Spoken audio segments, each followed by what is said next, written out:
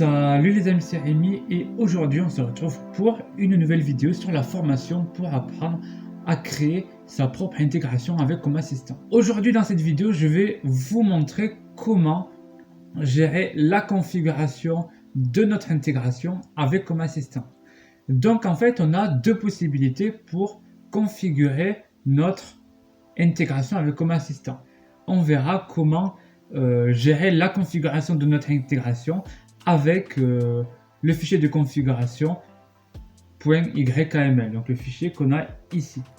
Donc on a dans configuration.ykml, c'est celui-là.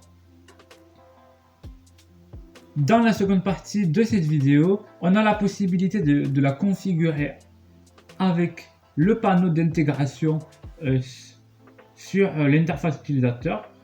Donc ici dans les paramètres, appareil et services, et la intégration. Et donc on va voir comment configurer notre intégration à partir de là. Voilà.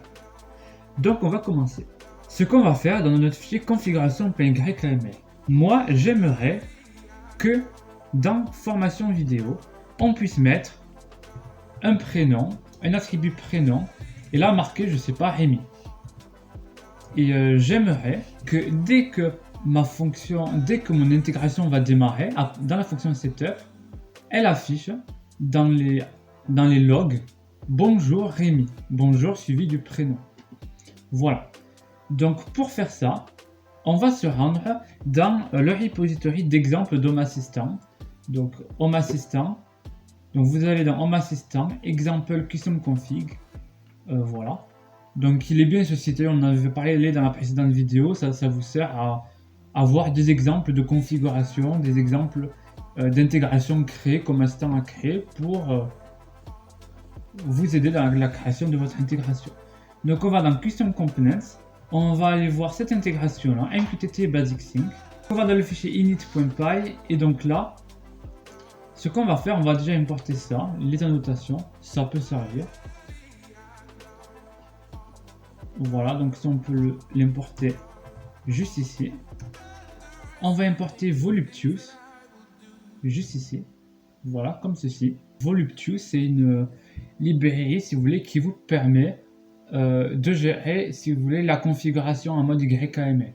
C'est-à-dire que, en fait, vous allez dire qu'est-ce qui est requis, qu'est-ce que l'utilisateur est obligé de mettre ici, là, et qu'est-ce qui manque, est-ce que il y a des voilà, par exemple prénom, voilà, est-ce qu'il y a un attribut par exemple optionnel, les attributs optionnels à marquer, etc. Donc voilà.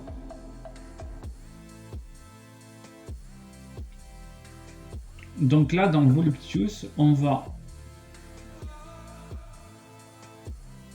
importer, ce qu'on va faire, on va copier le config schéma,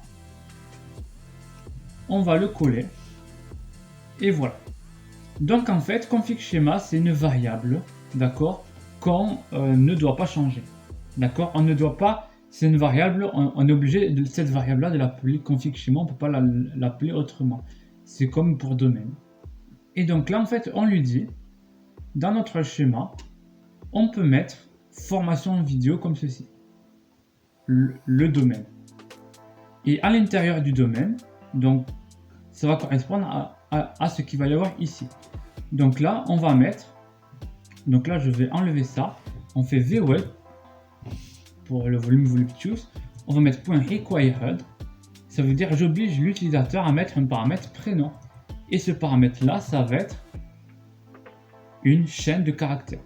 Maintenant, on va essayer de l'afficher. Donc, dans notre fonction setup, on va faire un logger.warning. On va afficher. Donc, on va faire config domaine.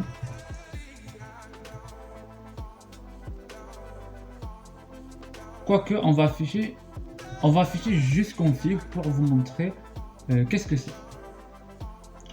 Là, on va redémarrer. Donc là, il va m'afficher une petite erreur, normalement. Ah non, même pas.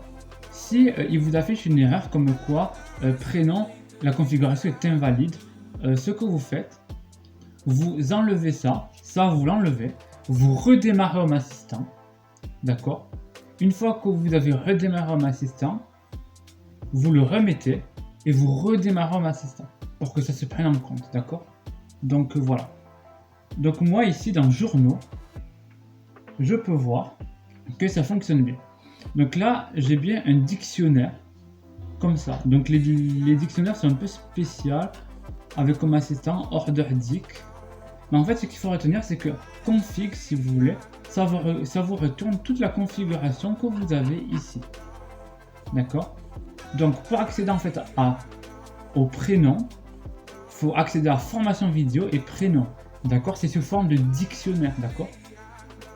Donc voilà, donc il ne vous l'affiche pas, c'est un objet un peu spécial, order dic, mais ça s'utilise comme des dictionnaires, d'accord?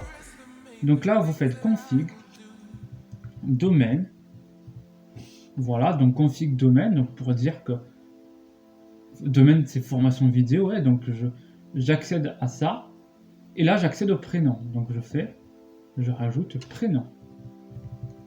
Et là, je peux marquer un petit message de bonjour, bonjour, plus ça, et j'ai mon prénom. Donc là, je vais redémarrer Home Assistant. Toujours, je le rappelle, redémarrer Home Assistant, mais il faut toujours redémarrer Home Assistant quand vous faites une modification sur votre code. Donc là, dans Journaux, on peut voir, j'ai bien bonjour Amy. Voilà. Maintenant, que se passe-t-il si j'essaie d'enlever prénom? Donc prénom, je vais le mettre en commentaire. On peut même le supprimer, c'est la même chose. Que se passe-t-il si j'essaie de le redémarrer? Si j'essaie de le redémarrer, il va m'afficher une erreur. Il me dit required key not provided data formation prénom. Ça veut dire que prénom est obligatoire. Et bien sûr, si je remets prénom, ça va fonctionner. Si vous enlevez tout, Home Assistant, d'accord, va redémarrer sans erreur. En revanche, le petit problème, c'est que l'intégration ne va pas démarrer. Voilà, elle va pas démarrer, donc la fonction setup, comme on avait vu, ne s'exécute pas. Comme on a enlevé formation vidéo de notre fichier configuration.yml, on n'a pas le message, le log qu'on avait, le log intégration formation vidéo initialisée. Voilà, on n'a pas ce message. Voilà, c'est normal parce que du coup elle ne démarre pas. Donc on va le laisser finalement.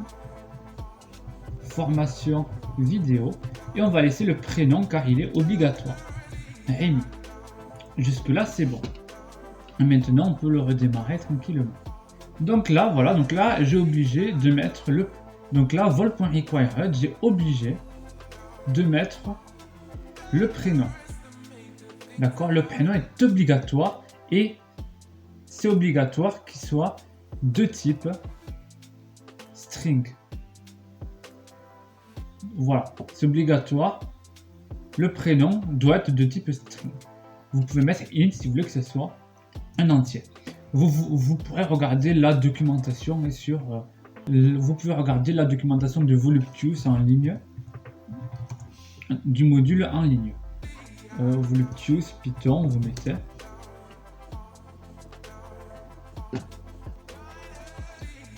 C'est ici. Voilà. Vous la retrouverez en ligne, d'accord, voilà. Après, à vous de voir en fonction de vos besoins. Aussi, d'accord, vous pouvez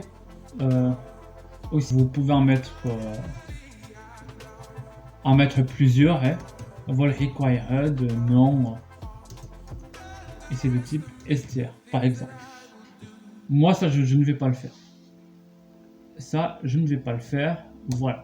Notez aussi que vous pouvez rajouter cette petite ligne de code ici, d'accord. Cette ligne de code là, CV, en fait, vous pouvez vous rendre dans la documentation de Assistant, dans Mix Canva, dans Validate the Input, et en fait, à la place, et en fait, là, vous avez des types déjà faits par Home Assistant.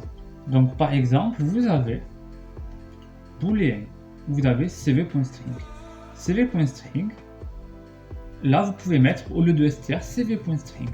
Donc là ça indique que c'est une chaîne de caractères, c'est à peu près pareil. Après, voilà, vous pouvez mettre que c'est un slug, que c'est une unité de température, que c'est une URL, et ça va vous le vérifier automatiquement. Voilà, si c'est une URL, ça va vous vérifier que c'est une URL. Si c'est une icône, ça va vérifier automatiquement si l'icône est valide ou pas. Voilà, donc il y a plein de choses, voilà, comme ça. Et moi, ce que je vais faire, on a la possibilité de créer un champ optionnel. Je vais l'appeler pays par exemple. Et je dis que c'est de type string. On peut utiliser cv.string, c'est pareil. Mais moi je vais mettre str pour changer, pour vous montrer qu'on peut faire les deux. Donc là, on va offrir la possibilité à l'utilisateur de mettre un pays. Si l'utilisateur ne met pas pays, ben il va falloir définir une valeur par défaut. Et là on met default, on va dire par exemple français. Voilà. Là, on va faire un logger.warning. On va afficher le pays. On va faire pays, plus, on concatène et config, domaine, et là pays.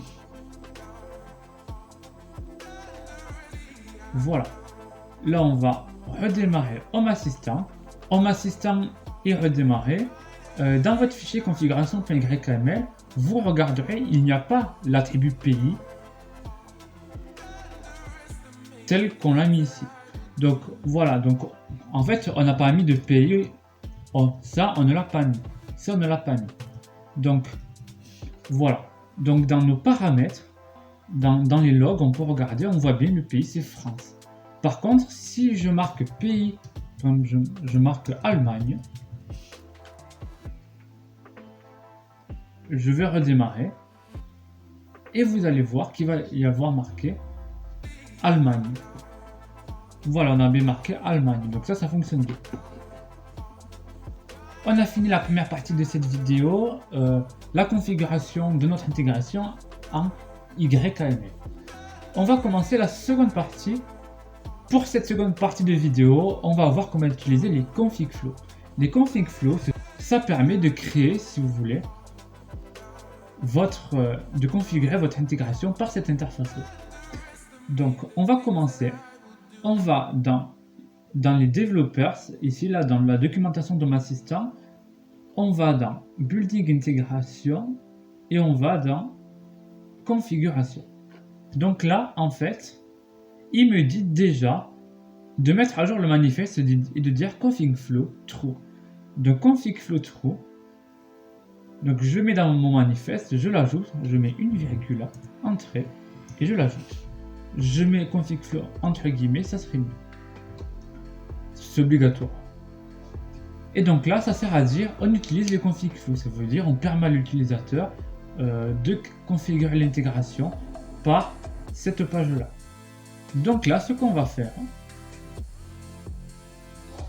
on va copier-coller ce code-là et on va le mettre dans le fichier configflow.py. Voilà. Donc là, on a bien notre manifeste. Donc, on crée notre configflow.py et on va coller le code qu'on a trouvé ici. Donc ça, on va enlever, on va l'enlever. On va mettre domaine est égal à, donc mon domaine c'est formation vidéo. Voilà. Et ça, on peut l'appeler comme on veut. Maintenant, ce qu'on va faire, on va définir les steps. On va coller ça, voilà, comme ceci. Donc là, si vous voulez, il y a plusieurs steps. Donc nous, ce qui va nous intéresser, c'est le step user. Donc en fait, vous regarderez la liste des steps, mais user, c'est quand il clique sur ajouter l'intégration et lorsqu'il tape formation vidéo. Voilà, c'est ça. Après, il y a plusieurs trucs. Il y a DHCP si l'intégration a été parce qu'on a la possibilité de par le DHCP, je sais pas comment ça marche, j'ai pas trop testé, mais c'est la découverte automatique des entités, bref, on va pas s'en servir. Vous pourrez lire la documentation. Donc là, step ID, on laisse user, et là, comme pour le fichier init.py avec le config schéma, on va créer notre schéma. Donc là, pour vous montrer, on va faire schéma comme ceci. Voilà, on va le mettre comme ceci. Voilà. Donc, pour configurer ça, on va faire pareil, on va rajouter ces deux lignes. D'accord? Voilà. Donc le step ID user, ça j'en reparlerai juste après. Donc là, je lui indique qu'il y a un champ requis qui est le champ mot de passe. Donc là, ce qu'on va faire, on va redémarrer Home Assistant. Voilà, Home Assistant est démarré et là, on va venir actualiser cette page-là et ajouter l'intégration, formation, vidéo, Home Assistant. Si vous voyez que je marque rien, il va me renvoyer une erreur parce qu'il est requis. Et donc là, vous avez bien un champ mot de passe qui a été créé. Donc là, le problème, c'est qu'on n'a pas le champ mot de passe qui a été créé. Là, on ne voit pas marqué mot de passe. J'aimerais qu'il y ait marqué mot de passe. Donc, pour qu'il ait marqué mot de passe, qu'est-ce que je fais? Je vais dans la documentation, je vais baisser et je vais me rendre dans Translations.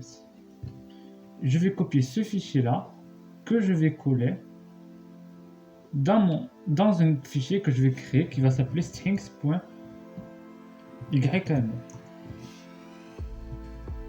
Non, c'était strings.json, désolé. Autant pour moi. Voilà. Ce qu'on va faire, on va lever la partie link, la partie error et la partie import. On va garder que ce qui nous intéresse. Voilà. Donc là, on va garder step. À la place de init, on va marquer user. Donc en fait, ce qu'on va faire, en fait, on dit que lorsque le step c'est user, donc le step c'est que vous voyez ici, user, on va donner un titre. Donc le titre, ça va être ce qui va marquer ici. Donc là, on va marquer, je sais pas, config, formation, vidéo, Home Assistant. Et là, dans data, on va mettre tous les champs qu'il va y avoir ici. Donc moi, j'ai un champ password. Le champ password, ça correspond à ce que j'ai vu ici. Et je vais dire, je vais marquer mot de passe. Voilà. On va créer un dossier qui va s'appeler Translations. Et ce dossier-là, on va coller ce fichier-là. Et là, on va l'appeler FR. On va lui dire ça, c'est la traduction en français. Et là, on va pouvoir copier ça.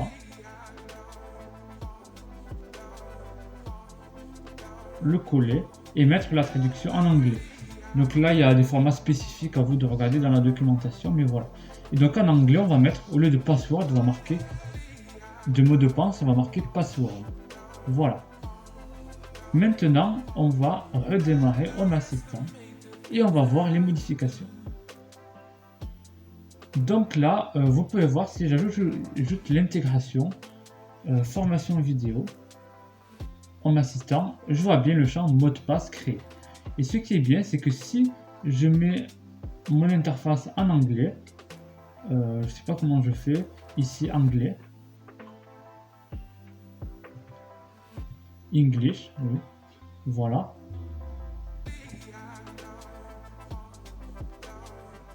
J'actualise. Si je fais add intégration, je fais formation vidéo et je vais bien marquer password. Que je sais pas pourquoi on est obligé là de mettre un fichier strings.json. Je comprends pas trop. Mais bon, faut le mettre, voilà. Bref, je vais me remettre en français parce que c'est quand même mieux. Donc là, ici, on va actualiser. Là, dans formation vidéo, j'ai bien mon mot de passe qui a été créé. Je vois bien marqué mot de passe écrit et je vois bien marqué aussi config formation vidéo Home Assistant, le titre que j'avais bien marqué ici. Voilà. Ce que je vous propose, l'idée, on va créer une intégration qui va permettre de connaître les jours fériés. Donc pour ça, on va tester l'API, on va aller se rendre sur une API du gouvernement, on va tester l'API, et là, l'idée, on va utiliser celle-ci. Donc là, on va faire try it out, et là, on va faire métropole, et là, voilà. Et donc là, si on choisit métropole, on a les jours fériés de la métropole. On peut choisir les territoires d'outre-mer, voilà. Et donc l'idée, moi j'ai envie de créer ça comme ceci. Donc là, dans mon config flow, je vais enlever le mot de passe parce que j'en aurai pas besoin. Je vais mettre required, je vais mettre location pour la localisation. Non, on va mettre zone comme il appelle. Et on va lui dire que c'est à l'intérieur de ça. Donc vous allez comprendre pourquoi. On va pas s'embêter, en bas de la page, on va cliquer sur zone et là on va copier ça. Voilà, déjà ça sera bien. On va enlever ça comme ceci.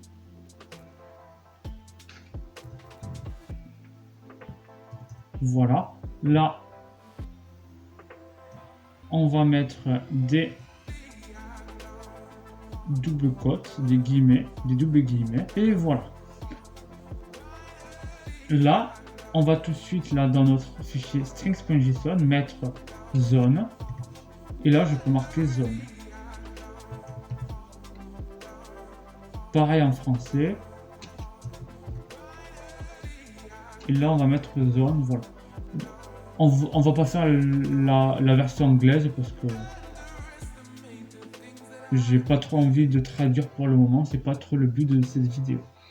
Donc là on va redémarrer notre Home Assistant. Et voilà, il redémarre. Là on va faire formation vidéo Home Assistant. Et là, on peut choisir notre truc. On peut choisir notre zone. Voilà, donc c'est en fonction de. Voilà, donc on va laisser ça. Et voilà, pour l'instant on va laisser ça. Ce qu'on va faire maintenant, on va aussi dans notre intégration, dans notre intégration, l'idée ça va être aussi d'intégrer, de dire si on est en vacances ou pas et de savoir de quelles vacances on est. Donc voilà, donc l'idée ça va être de savoir par rapport aux vacances, donc il va falloir savoir la zone de vacances. Donc pour ça, on va aller dans API, on va taper API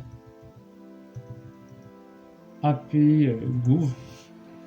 Voilà, on va aller dans rechercher une API, on va taper vacances. Moi, ce qui m'intéresse, c'est le calendrier scolaire. On va dans accéder à la documentation, dans API, et voilà. Donc là, ici, on a la liste des différentes zones qu'il y a. Donc l'idée, c'est qu'on va faire, on va mettre pareil zone. Donc là, on va créer pareil, voilà, on va créer un autre champ à peu près pareil. Si là, on va créer un champ vol, là, on va l'appeler zone jour férié.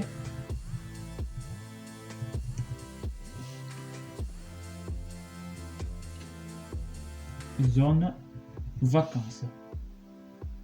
Dans zone jour férié, donc un.json, on va le supprimer parce que j'ai pas forcément envie de l'avoir. Là, on va taper zone jour férié, on va taper zone jour férié. Et là, c'est pareil. On va copier-coller tout. Voilà, nickel. Maintenant, on va créer zone vacances. On va le créer ici. Zone vacances et on va marquer zone vacances. Ça, on peut le copier et le coller dans le faire point JSON, parce qu'il faut le faire dans les deux, c'est agaçant, mais il faut le faire. Maintenant, ici,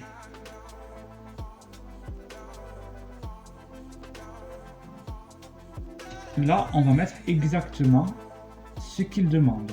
Il demande pour les zones, la Corse, Guadeloupe, Guyane, donc on va marquer Corse, Guadeloupe. Voilà, donc là, j'ai tout noté, j'ai noté zone A, zone B, zone C, etc. J'ai d'abord mis les zones en haut. Voilà, parce que la plupart des gens habitent en métropole. Donc là, on pourrait démarrer Home Assistant. Voilà, et ici, dans les intégrations, ce qu'on va faire, on va la recréer et on va voir que tout y est. Donc là, il y a tout ça. Et là, il y a bien les zones. Donc ça, c'est pas mal. Voilà. Maintenant qu'on fait soumettre, rien ne se passe. Donc là, ce qu'on va faire, on va ajouter cette ligne-là. Donc là, ce qu'on va faire, on va ajouter cette ligne-là. En fait, la fonction info va s'exécuter dès que on aura cliqué sur dès qu'on a cliqué sur soumettre. Donc vous avez la possibilité de faire un traitement si vous le souhaitez. Ici, il faut regarder la documentation parce qu'on peut générer des erreurs en rouge ici qui vont s'afficher par là. Voilà, donc ça c'est à voir. Ça, je vais pas vous l'expliquer maintenant, je ne sais pas trop comment ça fonctionne, mais voilà. Donc là, dès qu'on a fini, on va return ça. Donc, title, on va créer une entrée. Donc en fait, l'entrée, c'est ça. Les entrées, là, vous voyez, là, ici, là, par exemple, dans application, là, dans DNLA, Media Server, là, j'ai deux entrées. J'en ai une là et une là. C'est ce qu'on va faire, on va créer une entrée. Donc, c'est ce que permet de faire cette fonction-là. Cette entrée va avoir un titre. Le titre, ça va être ceci. Donc nous, on va mettre un titre au pif, on va marquer info. Dans info, vous pouvez retrouver la configuration que l'utilisateur aura rentrée. Donc là, par exemple, dans title, je peux marquer par exemple métro. Je peux marquer info zone jour férié et je peux ajouter à ça un espace, un tiret par exemple, et mettre info zone vacances. Voilà, donc là je vais redémarrer. Donc là on va ajouter mon intégration formation vidéo Home Assistant. On va sélectionner la métropole.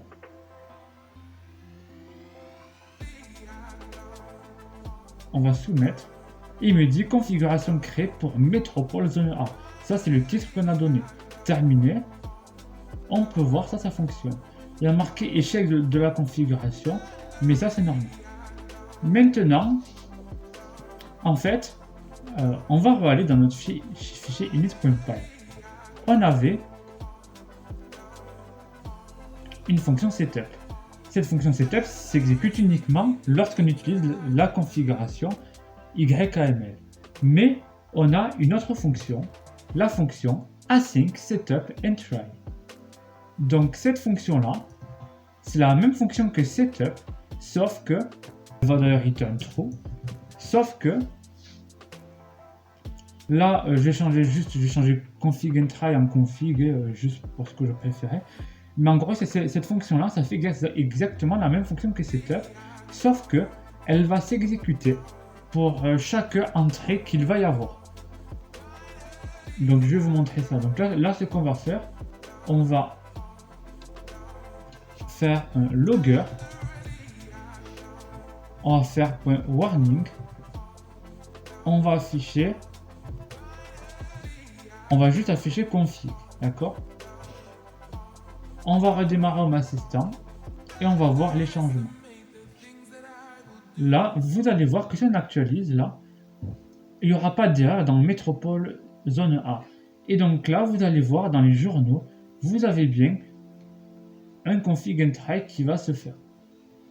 Si jamais vous créez une autre formation vidéo Home Assistant, voilà, par exemple en Guadeloupe et vous êtes en zone de Guadeloupe, là vous en aurez deux. Et là, vous aurez deux config and try. Donc là, normalement, vous l'aurez deux fois. Là, ça y est pas parce qu'il pense que c'est la même. Voilà, il a apparu deux fois. Voilà. Et voilà. Donc là, on en a fini. Voilà. Donc la fonction async setup and try va s'exécuter à chaque démarrage de ma Assistant. Tout simplement. À chaque fois qui va, voilà, les paramétrer. On a fini cette vidéo sur la configuration de ma Assistant. Si cette vidéo vous a plu, n'hésitez pas à mettre un like en bas de la vidéo, ça fait toujours plaisir et ça me permet de me soutenir et de me motiver à faire d'autres vidéos. Si vous avez des questions, n'hésitez pas à me les poser en commentaire. Vous pouvez aussi écrire votre avis, ce que vous avez pensé de cette vidéo. Je vous mettrai le code de cette vidéo sur mon compte GitHub et on se retrouve plus tard pour une nouvelle vidéo. Ciao tout le monde.